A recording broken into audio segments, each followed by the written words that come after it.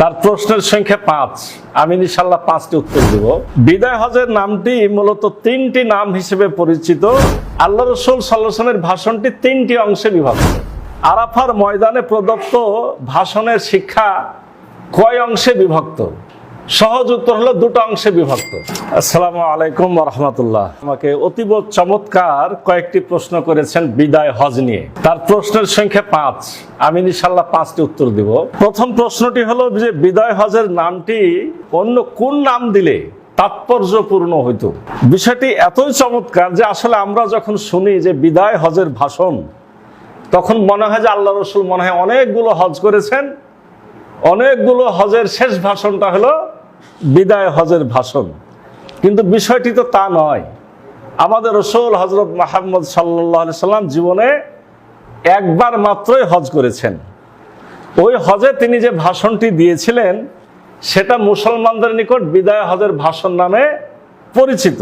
তাহলে আসলে যদি নামটা এমন হতো যে হজে প্রদত্ত রাসূল সাল্লাল্লাহু আলাইহি সাল্লামের ভাষণ, তাহলে নামটা সঠিক হতো।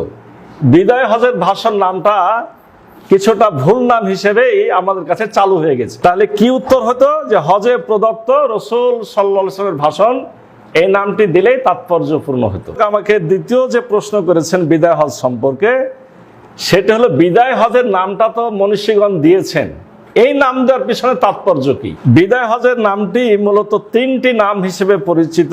একটি হলো হুজ্জাতুল বিদা বা বিদায় হজ, দ্বিতীয় হলো হুজ্জাতুল বালাগ তথা পৌঁছে দেওয়ার হজ, তৃতীয় হলো হুজ্জাতুল ইসলাম তথা ইসলামের হজ। মনীষীগণ কেন এরূপ নাম দিলেন? 1 নম্বর হলো যে রাসূল সাল্লাল্লাহু আলাইহি ওয়াসাল্লাম বুঝতে পেরেছিলেন যে এই হজই তার জীবনের একমাত্র এবং শেষ হজ। এ কথা তিনি এই হজের ভাষণে জানিয়েও দিয়েছিলেন। অতএব এই নামটি তারা বিদায় হজ দিয়েছে। কোরআনুল কারীমের সর্বশেষ আয়াত বলে যেটা পরিচিত, ইসলামকে পরিপূর্ণ করার যে আয়াত, আল-ইয়াউমা আকমালতু লাকুম দীনাকুম ওয়া আতমামতু আলাইকুম নি'মাতি ওয়া রাদিতু লাকুমুল ইসলামা দীনা, এই আয়াতটিও এই সময়তে নাজিল হয়। তৃতীয় কারণ হলো এ হজে তিনি সাহাবীদের সামনে ইসলামের সর্বশেষ অসীম গুরুত্বপূর্ণ কিছু নসিহত পেশ করেছিলেন। এই হজের নাম বিদায় হজ বলে মনীষীগণ নাম দিয়েছিলেন। তৃতীয় প্রশ্ন আমার কাছে, যে বিদায় হজে যে আল্লাহ রাসূল গুরুত্বপূর্ণ ভাষণটি দিলেন, এই ভাষণ প্রদানের মূল কারণ কি ছিল? আল্লাহ রাসূল সাল্লাল্লাহু আলাইহি ওয়াসাল্লাম এই হজের ভাষণে যে কথাগুলো বলেছেন, এই কথাগুলো তো তিনি পূর্বেও অনেকবার বলেছেন এবং সে কথাগুলি কোরআনেও আছে।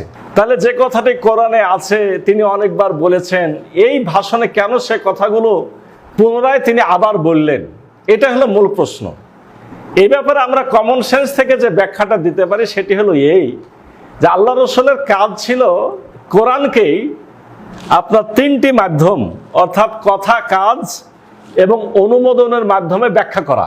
আল্লাহ রাসূল সাল্লাল্লাহু আলাইহি ওয়াসাল্লাম এরকম ব্যাখ্যা দিয়েছেন, কিন্তু এটা তো সত্য যে সকল সাহাবী আল্লাহ রাসূলকে ঘিরে রেখে সার্বক্ষণিক বেঁচে থেকে রাসূলুল্লাহর মুখে এই কথাগুলো সম্পূর্ণটা শুনতে পেরেছে, এর সুযোগ তো হয়নি, এটা অসম্ভব।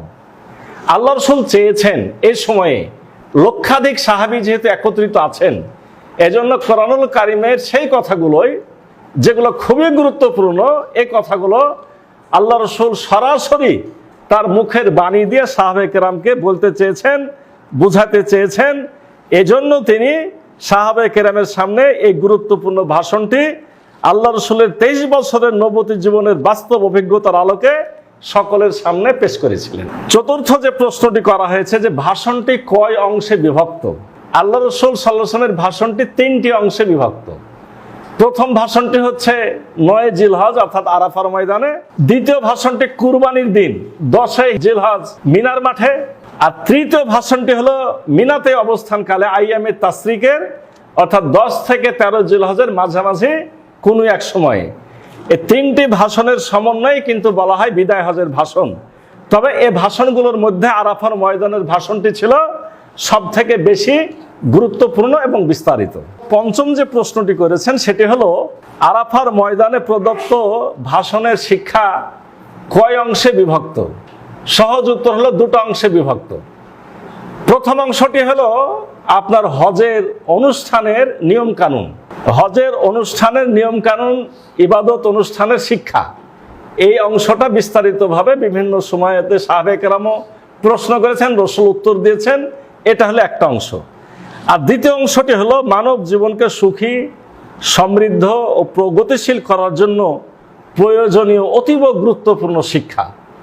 অনেক বিস্তারিত এবং অনেক গুরুত্বপূর্ণ শিক্ষা এখানে আছে। আমি আশা করি আমার উপস্থাপক 5টি প্রশ্ন করেছিলেন, এই 5টি প্রশ্নের জবাব দর্শকদেরকে শোনাতে পেরেছি। আসসালামু আলাইকুম ওয়া রাহমাতুল্লাহ।